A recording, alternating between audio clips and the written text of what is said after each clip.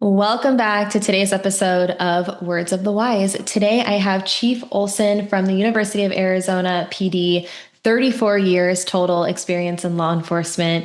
He has a bachelor's degree, a master's degree, and a graduate of the FBI National Academy. So welcome to the show, Chief Olson. Thank you for being Thank here. you. Thank you, Paige. I appreciate you having me on. Of course, I was preparing for this conversation, and I was like, some of my friends, I don't know if they're going to be cool with me talking to University of Arizona, because I came from USA or ASU friends, and I was like, they might not approve of this conversation with the rivalry.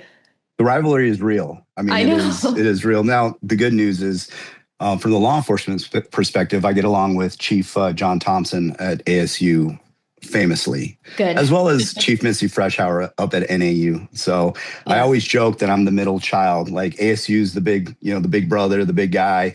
NAU's the favorite, and then I'm the middle child here at the University of Arizona. So we have a lot of fun with that. That's interesting. You think NAU is the favorite? We do. There's just that special place up in Flagstaff. Everyone likes, Flagstaff in northern Arizona. So, Yeah. um, in law enforcement settings, that rivalry is real. I mean, Maricopa is such a big place, right? And so there's so many law enforcement professionals that just ASU diehards. But they know that the rivalry with U of A is a real one. And so we have a lot of fun at like the National Academy meetings and the Arizona Association of Chiefs of Police meetings where we really we had a good year last year here at the U of A though, Yeah. football and basketball wise. So we've got bragging rights. We're doing really well. Yeah, well, if it makes you feel better, I didn't go to university, so I don't have a stake in this conversation at all. I just had a lot of friends who did. My fiance went up to NAU. I had friends that went to ASU. I like to say I partied at ASU, but I went to community college, so I got the best Well, of both worlds. we joke that ASU is just a bigger community college, so you'd fit. It'd There be you fine. go. Yeah, that's the rivalry So, coming out right there. I right, hear you. right. I'm really excited to talk to you. So, I know that wellness is something that's really important to you. I know that you guys are doing a lot of really innovative things, and I think our listeners are going to be really excited to hear some of the things that you're doing and kind of dive into it. But I want to start with your department philosophy. What is your department philosophy? So my department philosophy is really rooted in culture. You know, I believe that as a member, as the chief, and having members of command staff under me, that the staff, they don't work for us. We work for them. And everything we do is to support them as they deliver services to our community, right? The better we support them, that gives them their best opportunity to be great out in the field, right? To deliver those excellent services to protect our community. So our whole philosophy here is rooted in supporting our staff, the ones actually out there doing the hard work each and every day. I talk about a lot of times this is at 1 and 2 in the morning, right? Where I'm sleeping in bed, right? There are lieutenants and captains around here sleeping in bed while our staff are out there delivering those services. And we have to be prepared each and every day to support them. Yeah, thank you.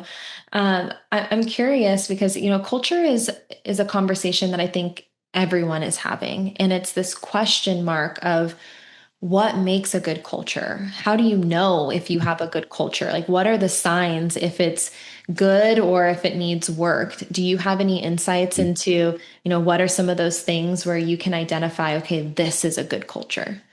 Well, typically it's the workspace. Is it a happy workspace? Mhm.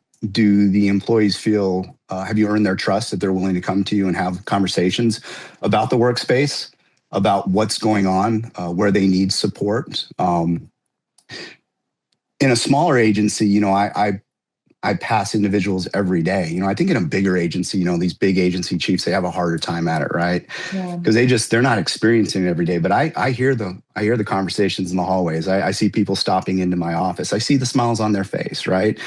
And then when we're out there providing them what they need, it always comes with some gratitude that we hear them, right? And so for me, it really is the workspace. Is it a happy and healthy workspace? And in a small agency, it really is that. That's really the key to the culture. Because if you have happy and healthy employees, they're going to stick around, right? They may not be enticed to go to the bigger agency with the bigger patrol boundaries, that take home vehicle, or the other things that other agencies are doing to lure police officers away from their home agencies. And so I believe it's twofold: a happy, healthy organization where you can see it on their faces each and every day will not only provide a higher level of services to our community, but it's my best chance of keeping them here Yeah. for the long run.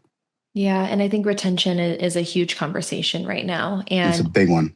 yeah, and it's, how do you keep people in the career as a whole longer, but how do you keep people at your agency longer? Because we know that there's a lot of movement happening with lateraling and, how, and I think that, and you can correct me if I'm wrong, but a lot of the conversations I'm having, a lot of people aren't always looking for the money. They're not always looking for the shiny new thing. They're looking for an agency that cares about them and cares about their lives and their home lives and, where they feel valued. And I had an organization in California that I work with, and they went to a job fair and they were like, you know what?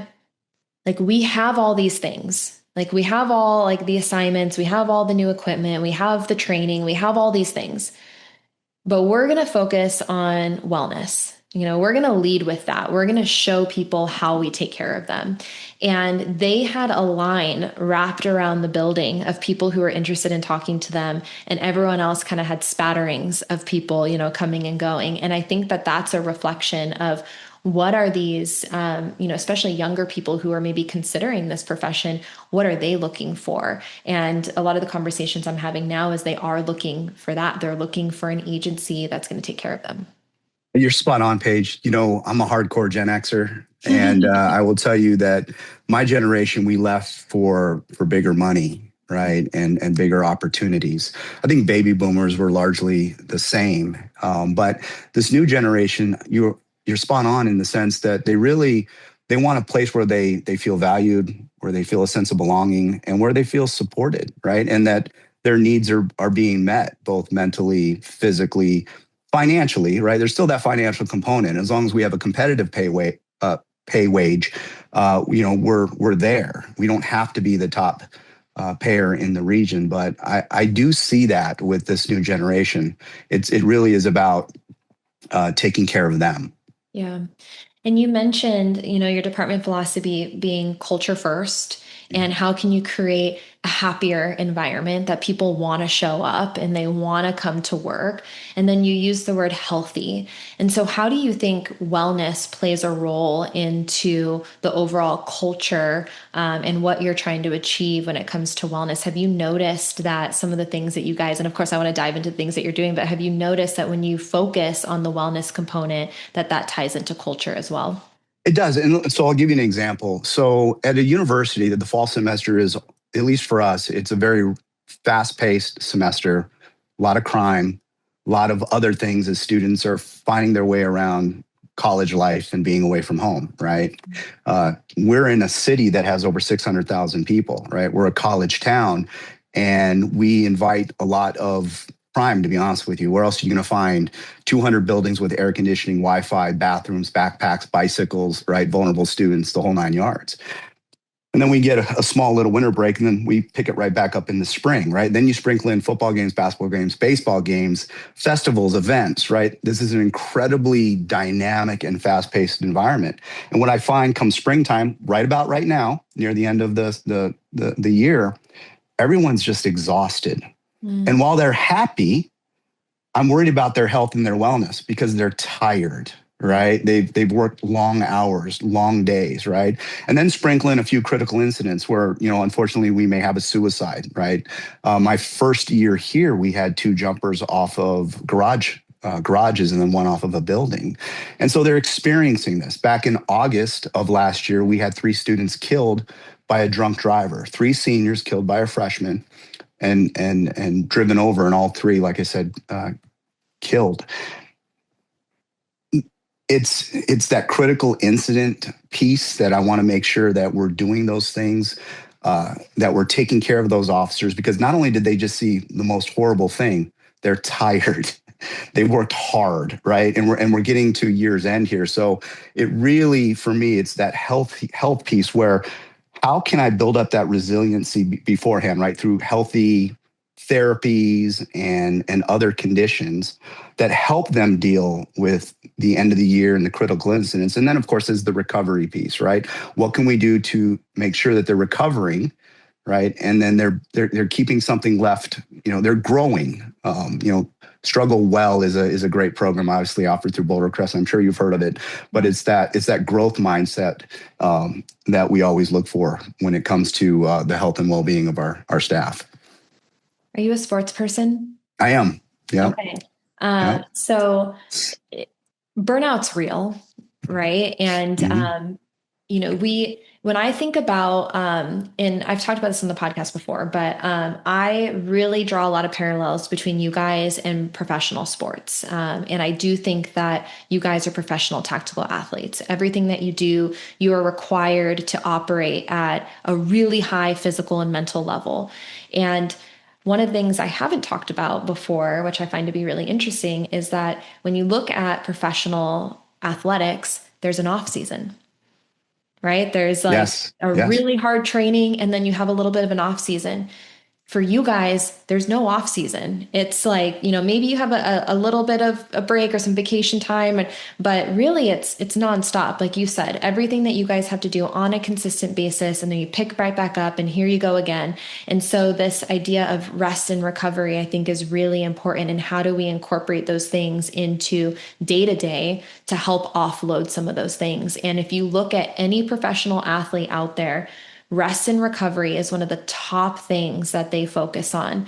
They do a lot of body work. They focus on mobility, nutrition, sleep, rest, recovery. And so I think that it's important for us to take a look at how do they train, but then how can we also integrate some of these things that are realistic for your profession specifically and the things that you have to go through. And so I think that's really interesting, to think about that. Like, yeah, like, you guys don't have an off switch a lot of times, it's full throttle all the time. Yeah, and you're spot on. Now, if I was being honest, we have a little bit of an off season because of our summertime. We get about 8 weeks Nice. Okay. where, yeah, our student population, we have a daily population about 65,000 people on campus a day. That drops dramatically, probably closer to 25,000, if not a little lower. Our on campus housing population drops from 9,000 to just about 1,000. And Mm, so we are given just a little bit of time there where we can do some rest and recovery. But I love your analogy on that, because you're so spot on. And we take that time, those 2 months, those 8 weeks, and we make sure that our officers are taking that vacation time. They're spending time with their families, right? And they're getting rested up, because when August hits for us, it hits, right? Football season's full swing, new freshmen on campus, and we're busy. We're very, very busy. yeah. And I think, the more we can integrate things in a proactive, consistent way, then when you do have that time off, it doesn't always feel like catch up.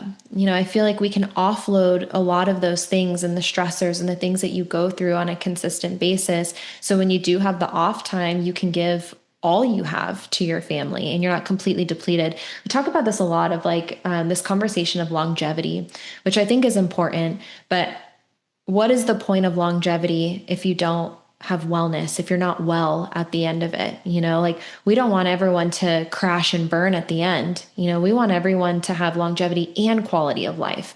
When you do get to that time where you have those 8 weeks, how can people still be in a good place where now they can enjoy that time, and they're not crawling to the finish line? And I know that there are a lot of things that you guys are doing to make sure that your people are happier and healthier and you're being as proactive as you can. So I'm really excited for you to kind of dive into some of those things that you guys are doing organizationally. Yeah, no, I appreciate that. So I started my career here back in '94, and the chief at the time, Mike Thomas, what a really great guy. We were one of the first agencies to actually allow on-duty workouts. Mhm. And it was something brand new. A lot of agencies weren't doing that. Everyone was worried about getting hurt and medicals and things like that. But the University of Arizona really pioneered that on-duty workout time. I went over to the town of Oro Valley, was my second stop, and uh, I remember reaching back here saying, let me have that policy. I'm trying to convince my chief to let that happen. So this department started, kind of in that in that idea that we should allow our officers to have time to do the things that are going to make them stronger, faster, more flexible, and things like that. I remember when I was with the town, in 2004, I had this idea that let's get two police officers. We will pay for them to become personal trainers. They'll go through the online class, and then they'll start training officers on nutrition and weightlifting. And that didn't work at all. Cops do not want to be trained by cops back then. So it was a very poor idea. But when I got here, I saw the gym. The funny thing is that we still had the same gym equipment in it. So we updated some of that and started having conversations about other therapies. There's got to be something more than just weightlifting, exercising, and stretching. And I met a guy named Rich Ganley. He created this recharge room, the Positive Impact Alliance. He's an incredible human being, a philanthropist who cares about law enforcement and people. And he started wondering why professional athletes, what were they doing? To your point, right, Yeah. about us being professional tactical athletes. What are they doing to stay healthy, both mentally and physically? And he came across four therapies, but really three, the main therapies that involve red light therapy, infrared sauna, and cold plunge. And then you add a vagus nerve stimulator on that. And I think the vagus nerve is your fight or flight nerve, right? It's that bilateral nerve that touches the frontal cortex and every major organ in your body. And so when bad things are happening, everything goes out of whack. Blood pressure goes up, cortisol level goes up, breathing, everything changes. And the vagus nerve, when it's stimulated, it brings you back to a parasympathetic response. So back to a baseline. But he found that if he could provide these therapies to law enforcement, he was curious, would it help? And so he started buying these and started giving them to agencies in the Valley. And they started doing testimonials, and the testimonials are through the roof, like 70 to 80%, sleep better, feel better, um, recover from injury quicker, right? Mental health is better throughout the day.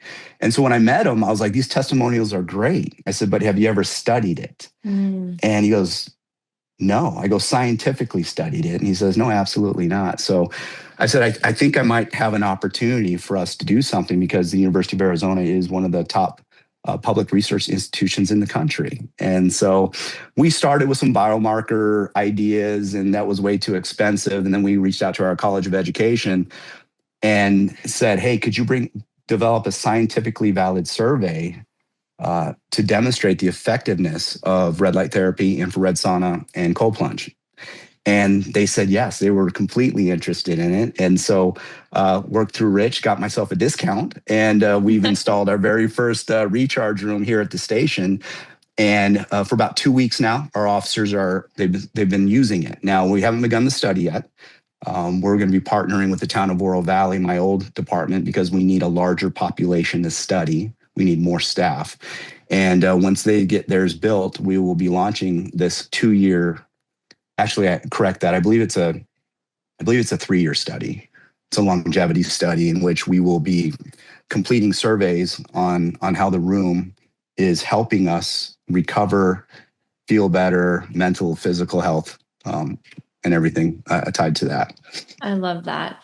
I think that's great. And I'm really, really interested to see those metrics because what I find is a lot of the things in wellness right now, I feel like people don't understand the value because there isn't that like tangible data where they can say, okay, I know that if I invest dollars into this, that this is what I'm going to get in return, that ROI, right? And so I Right. think Yeah. that a lot of people are like, well, what's the ROI? And right now it's kind of guessing, and it's spending money in things where you think are going to be beneficial. But for you guys to do a scientific study to be like, no, these are like the hard facts.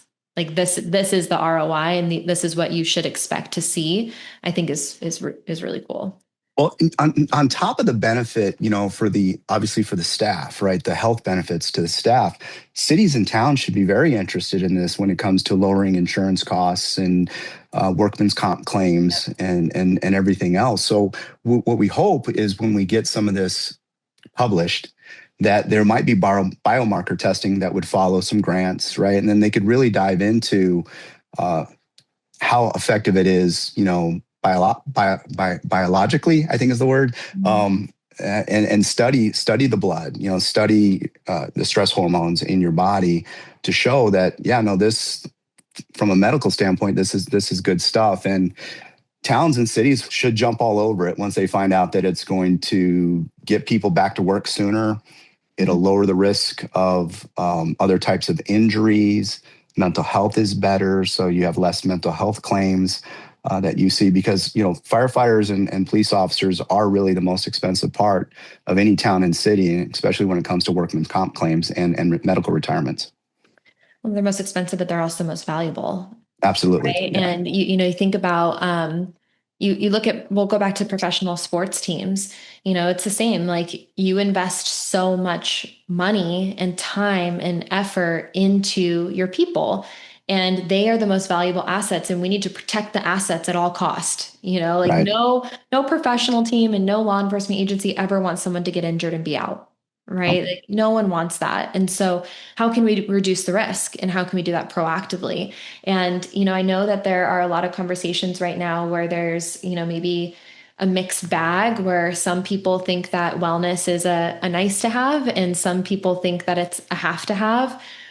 How do you have conversations with other leadership teams where you showcase that wellness is not just a perk, it's something that is a have to have? Yeah, I've been fortunate, especially here in Southern Arizona, and the leadership. My peers across the region here all feel very same way about wellness and health. Again, Chief Chad Casmar, he retired from the Tucson Police Department just recently, but he pioneered the Struggle Well program here in the region, where it's not a nice to have, it's a have to have, this mental health support for our staff. And I've got a ton of support here, and the university has really embraced it. My boss has embraced it, because I think they recognize everything that you just said. We invest so much time and money in our staff, right? Dispatchers, police officers, professional staff. I know we always talk about police officers because they're the ones really out there, tactically, right, running and jumping walls and things like that and getting in fights. But it's all of our staff. And we need to protect that investment. Mhm. And this is honestly, I think, a very inexpensive way to protect an investment, that its value, and what you mentioned, ROI. I think it's through the roof. Mhm. I've done the therapies. I've ended my day at 3 o'clock with a cold plunge. Felt like $1 million, and at 10 p.m. at night, I'm still wide awake because I just feel so good, Mhm. right? And I want my staff to be able to sleep at night. Don't get me wrong, but I want them to feel good about that. We just had a sergeant who blew her ACL. She just had surgery last week. I can't wait to get her in that room with Mhm. some cold plunge therapy to reduce the inflammation in that knee, to see how she feels and see if that improves recovery for her. So we understand that, as you mentioned, they are our most valuable asset, and so this to me is a very small thing that we have to do to ensure that they're fit for duty and they're Yeah. well.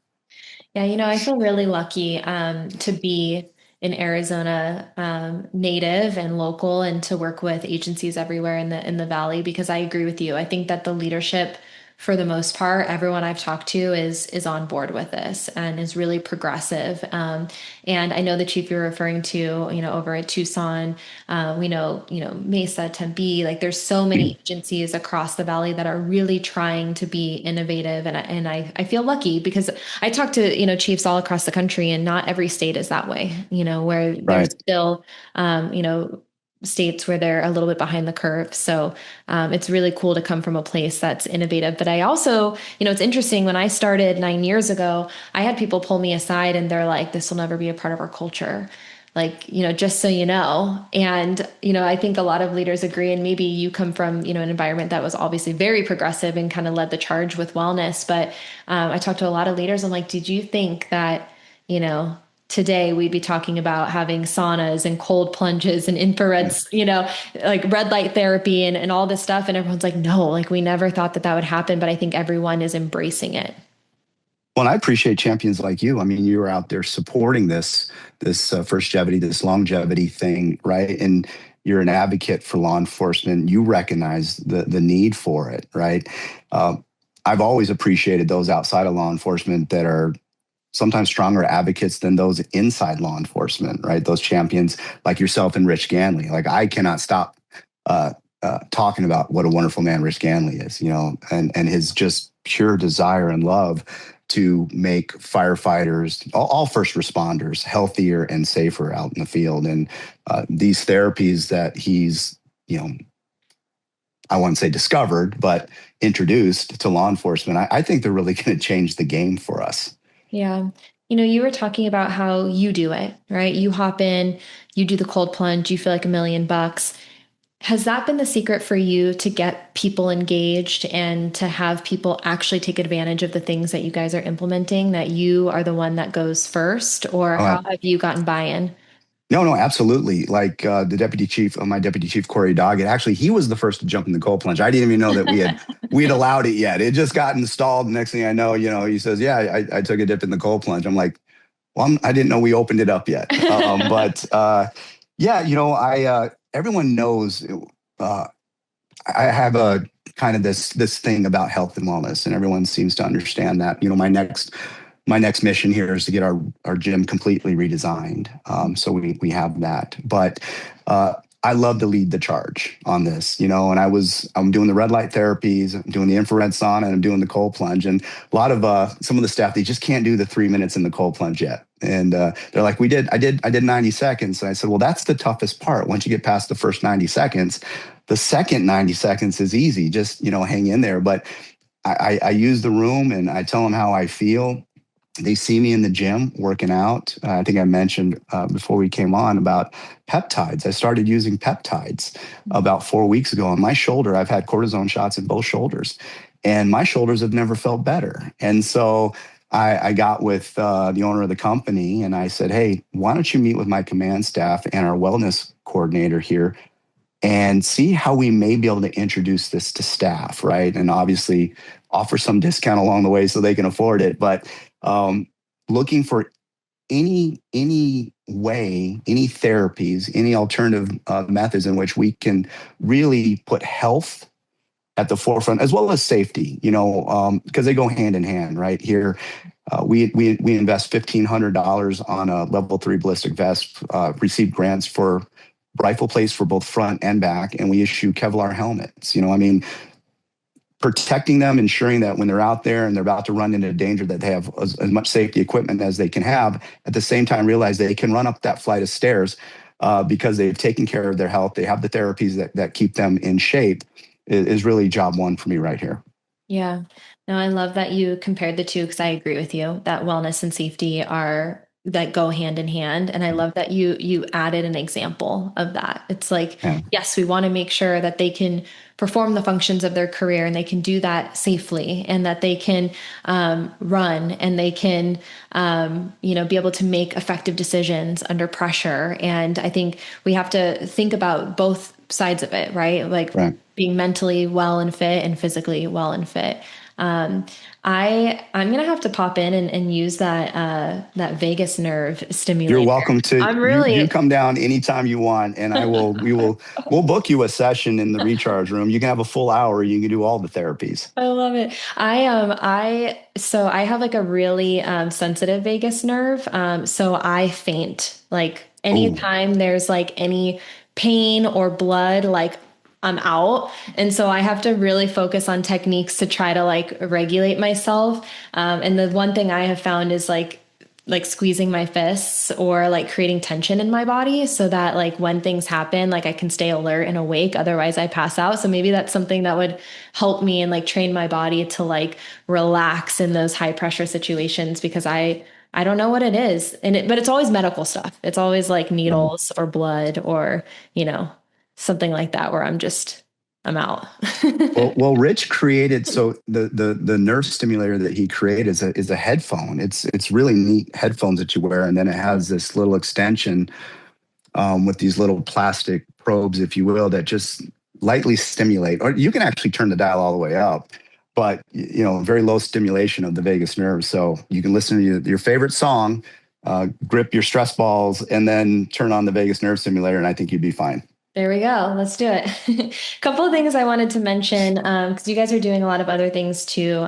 But you do equine therapy and Mm. right, and you have little Maggie.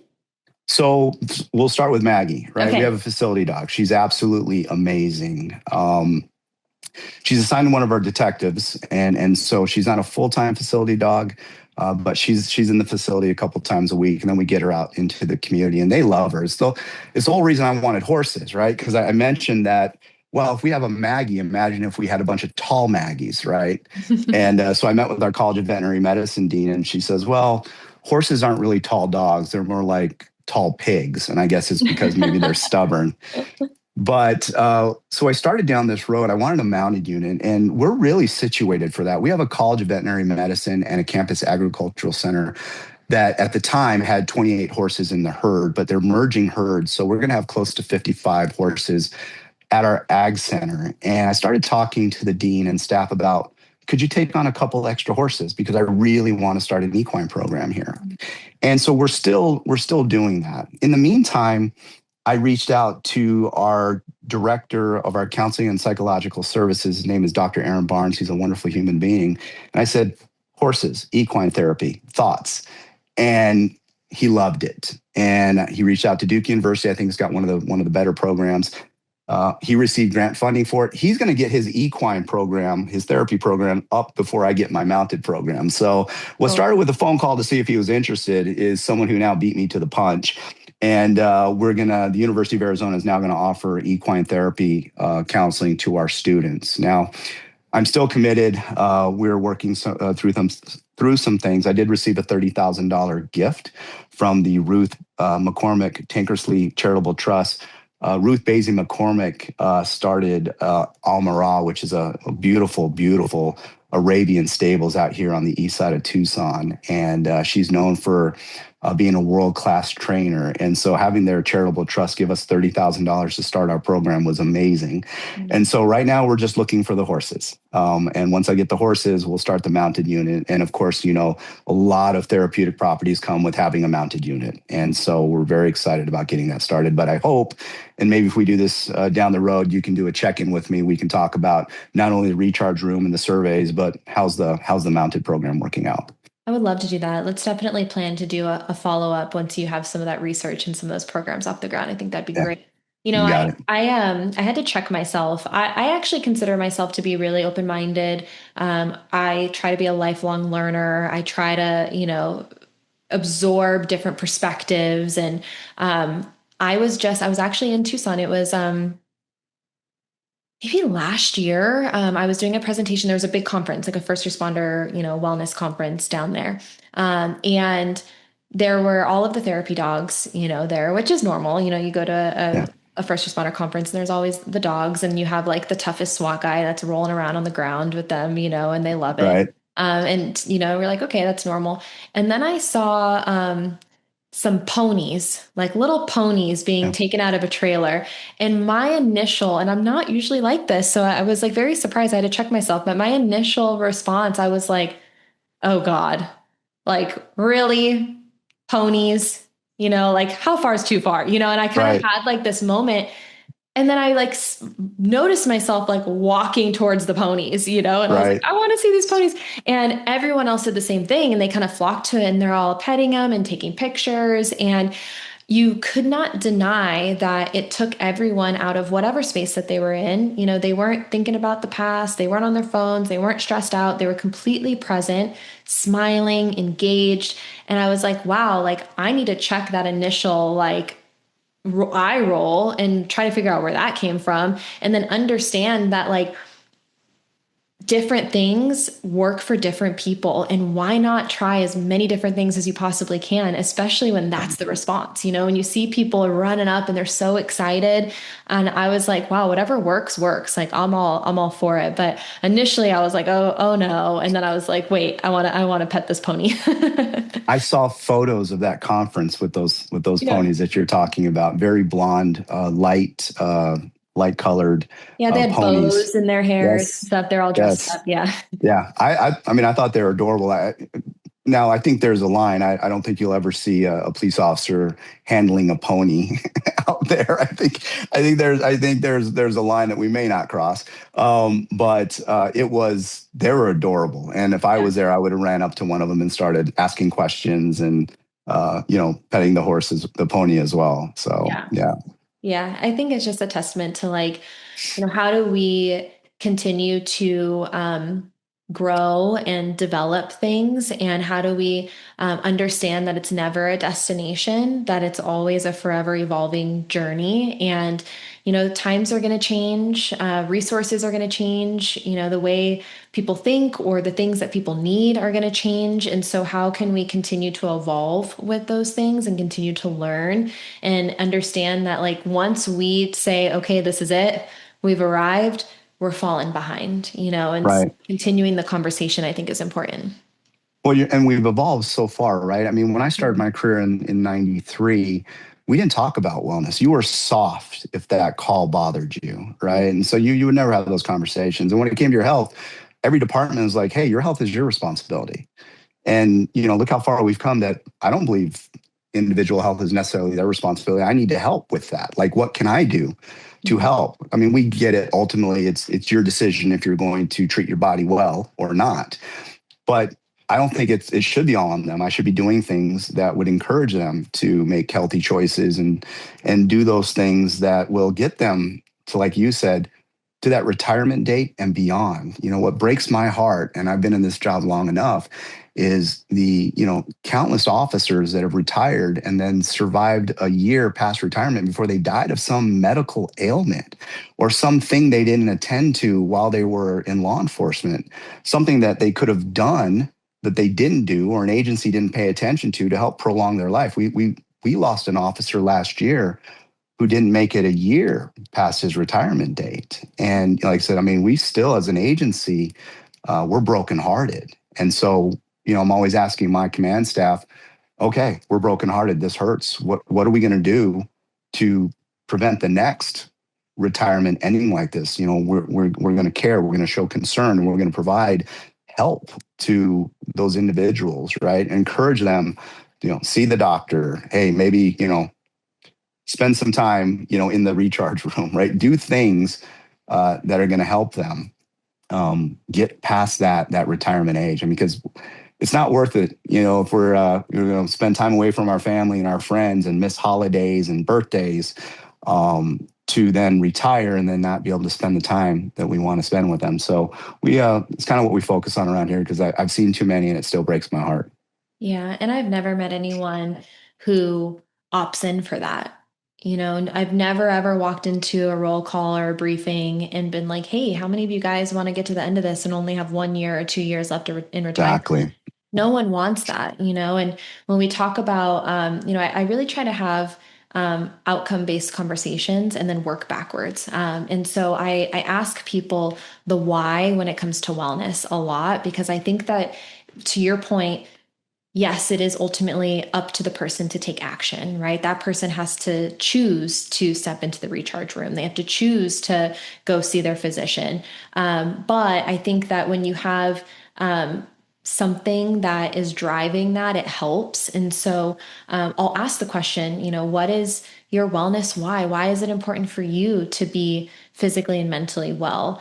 And you get different answers. I think at the core, it's longevity for most people, but it's interesting because I always have responses that are outside of the person. So younger people, usually they want to prove themselves. So they're like, I'm young, I want to like prove myself to my peers, or maybe like I want to promote and I have, advancement goals. And for kind of the middle of the road, it's family. It's those who do have the family. It's my wife, it's my kids. Like, I want to be here as long as I can.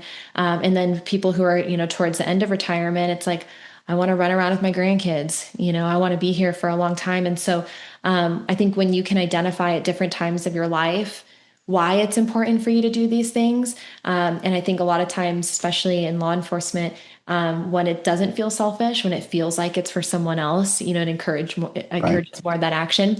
I had one guy, I've shared this before. I think this is hilarious. And I thought it was such a great answer, but he raised his hand and he goes, I just want my wife to think I'm hot.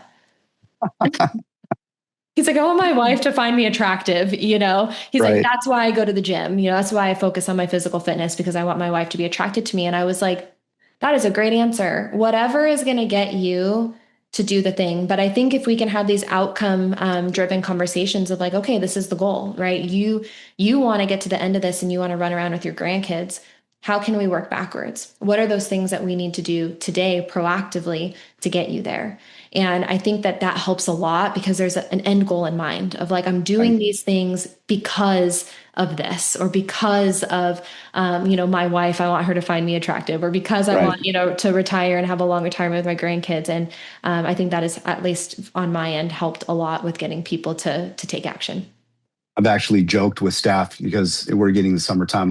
I spend a lot of time at the lake, and I'm hitting the gym, and they're like, what are you getting ready for? And I said, listen, I just want one summer where I just can walk around with my shirt off and feel good about it. Yeah. Hey, I was joking. You guys might see me in the hallway walking with my shirt off around here, and that'll never happen. But Right. it's always been my why someday to see a six pack. It's never going to happen, but there's always goals, right? So, Did but you know, did you know that you're more likely to become a millionaire than have a six pack? There's like an actual I statistic. did not know that. Yeah, so you're good. Don't Wow. feel too bad. I appreciate that. I appreciate that. So, but no, and that's where the culture, we talk about, I love that when you talk about the why, that's why the culture here is so important for us, everything around the wellness and support of our staff. One of my assistant chiefs, when I got here, he, uh, he had applied for the chief job before I got here. And one of his things that he wanted to introduce was a wellness program, I'm sorry, a victim advocacy program or survivor advocacy program, because our CAPS unit is amazing, but counseling and psychological services is just for students, and there was nothing for faculty and nothing for staff. And trauma informed advocates and specialists. And Kelly Mershire used to work for the 100 Club. You may know her, but we start with them and providing training to our peer counseling group, um, and retreats with our peer counseling group to really get that higher level of training and education for our own staff, so we can support our folks from a wellness component right at the jump, like what's going on at home, at work, how's your mental health, this was a bad critical incident, how are you recovering from it, to all right, let's talk about your health, right? How are we doing working out? How are we doing in the recharge room? We're talking about a meal program, so our cops aren't going to Taco Bell, so they're not going to Wendy's, right? So let's get that nutrition right, and then from there we talk about the safety aspect of the job to make sure that all their safety needs are met, right? So mental health, physical health, safety needs. And we want that to be a daily conversation here. Like, and that is our culture, that we care about our people. We truly want them to survive this job, right? And to be better for it and stronger at the end of a career, right? So many cops, when they retire, I mean, I always joke, when I started this career, I was 6 foot tall with a full head of hair, right? I'm 5'7" and I'm bald. So, only one of those things were true. Obviously, you'll figure out which one was true. But I always joke that law enforcement chips away at you, and this is what you're left with at the end of a career. I don't want that to be the case. At the end of their career, I want them to be stronger, healthier, right, and better off, and better for it because they've served nobly, right? Serving a community, either in a professional staff or out in the field. And they're just, they're going to live their best life. And so that's really the focus here for us. And whatever we can do, if it's Maggie being in the building twice a week or getting another Maggie or the horses, we're going to continue to try to do those things. Yeah, it sounds like organizationally you've been able to have those conversations about outcomes and you Mhm. are driven by the why. For other leadership teams or anyone who's listening today who, maybe don't have a wellness program yet, or maybe the program isn't where they want it to be, do you have any advice for them on, maybe how they can start? How can they build a positive culture, or what are some of those first steps that they can take to move in the right direction? Well, if we're talking about wellness, don't try to do it yourself and don't try to do it in house. I mean, these trauma informed master level clinicians, they do their job. They're trained to do their job, right? They're trained to do it very well. Get help. Have someone come in and to make sure that you've created some sort of wellness baseline for your staff, right? How's Mhm. everyone doing? How do you handle critical incident debriefs, right? What do you do for kind of maintenance? Do you have, other things that you can provide where you have a staff member that can make a phone call and you just simply get a bill? Hmm. Like we have this here. Any staff member can make a phone call. It's anonymous. I don't know who calls. I just get a bill. But I know that when I get that bill, services were provided and I'm hopeful that they were effective, right? And that we did something to make sure that that employee was fine. So don't try to do it yourself. When it comes to um, the fitness part of it, providing on duty workout programs, obviously sensible ones. Like for us, the activity has to start and end on campus. We don't let you go hit a bucket of golf balls and call that fitness, right? We don't let you go to your home gym, across town for an hour, right? So have some sensible policies in place on what that might look like. We've talked about like incentive programs. I'm against incentive programs because they just provide rewards for those that were going to work out anyway. I've never seen anything that really works in that space. I think the recharge room is a little different because they're therapies that reduce inflammation, blood flow, allow you to sleep better, things like that. I think those are things that you can provide. I don't know that you need to incentivize those either because I think the therapeutic outcome is what everyone's going for. But Yeah. don't try to do it yourself. Now, if you have the talent on board and you can get it started, get started right away with it. But establishing a wellness baseline, I think, is first and foremost. Programs like Struggle Well are so important. I'm trying to actually bring it to the university because we've got a lot of classroom space and beautiful buildings. Having a summer class here each and every year makes a lot of sense to me. And then, reach out. I mean, reach out to me, reach out to anyone in Southern Arizona, to be honest with you, if you have questions. Like you said, the Arizona Association of Chiefs of Police, I mean, I know all the chiefs that you've talked about. They're all wonderful human beings. I mean, they're great. And Phoenix honestly kind of pioneered this recharge room anyway. They started it. I'm just going to study it. So I didn't, it was nothing, innovative on my part. I saw something up north and I said, what would it look like down south? And, found a way to get it a little cheaper because we're going to study it. But Yeah.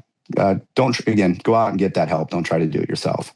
Yeah. Well, I think that there's gold in the study. So again, I'm I really do too. excited about that. Well, and real quick, just how this came about. I started a community academy when I got here. And during the very first cohort, I made a comment about we know that community academies are effective. We know when law enforcement spends time with community, teaching the community about law enforcement, relationships are strengthened. I said, but unfortunately, you can't measure it. And this is when Kara Chopa came up to one of our faculty members and says, you actually can study it. And so this is when I met Dr. Adriana Sameta from the College of Education. We have a scientifically valid survey that measures the effectiveness of our community academy. I love that. Completely scientifically valid. And that's how we knew that we could study the recharge room in the similar fashion. That's so cool. I love it. I'm Yeah. gonna nerd out with you because I'm a big like metrics numbers person. So I think that's really cool. So my last question for you before we wrap for the day is for the younger generation. What words of wisdom would you share with them that either you wish you would have known, like if you could, reverse time and go back to your younger self with all the knowledge you have now, or something you've learned along the way that you want to, pass on to them?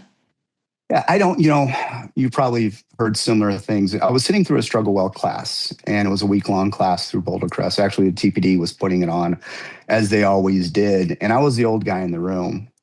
And I was hearing disclosure and people talking about, the things that have affected them. And I thought to myself, I'm a prototype text. I'm that textbook. I am that guy who spent 34 years in law enforcement doing the things that we know now that you should not do, right?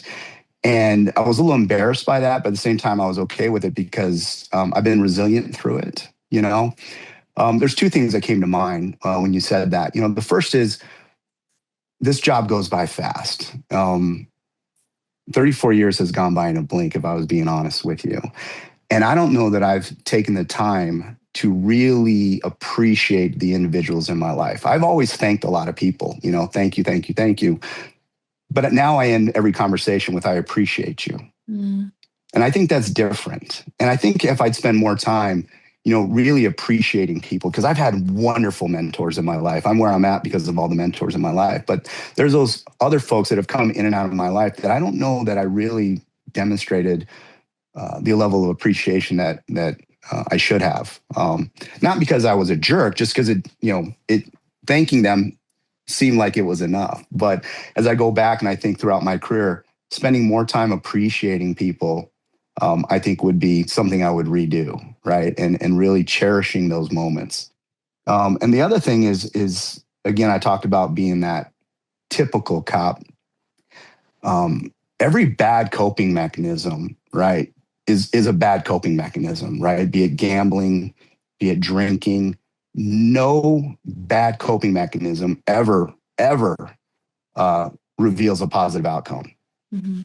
And if I can go back in time and say, really, you don't need to start drinking whiskey to this level because you're having a bad week, find another coping mechanism to do that. I would have saved myself, months of, hard nights and things like that. So we see it. And this is why I think wellness is just so important to me right now, is because I think in law enforcement, we still have way too many bad coping mechanisms. Mm. And we've got to find a way to make sure that those coping mechanisms are not being abused and not being used, because nothing but a negative outcome will come from it. No one got better because they were drunk all weekend. No one got better because they started gambling, right? It just, risky behavior. No one got better because of a risky behavior, right? You got through it, you survived it, is what happened. You Mhm. didn't get better for it, right? And so for me, I'd go back and I'd rethink every one of those coping mechanisms that I had, and I would turn it into something more positive, something more healthy, right? And having the therapies we have now, I think there's a real opportunity for that. We didn't have those things back then when I was there. But you Right. still could have gone for a run. You could have gone for a bike ride. I could have done other things. But yeah, I would tell myself, hey, let's avoid those negative coping mechanisms, because I might be taller and I might have more hair on my head had I done the more positive thing. I love it. Thank you so much for your time. I really appreciate you coming on here and All sharing right. more about what you guys are doing. It's great. Well, I appreciate you, and again, I can't thank you for helping us get the message out, and then your support of law enforcement. People that listen to this podcast, um, I, I I'm sure you're making a real difference in their lives, and I appreciate you for that. Thank you. That means a lot. We'll keep in touch. We'll do a follow up at some point. Sounds great.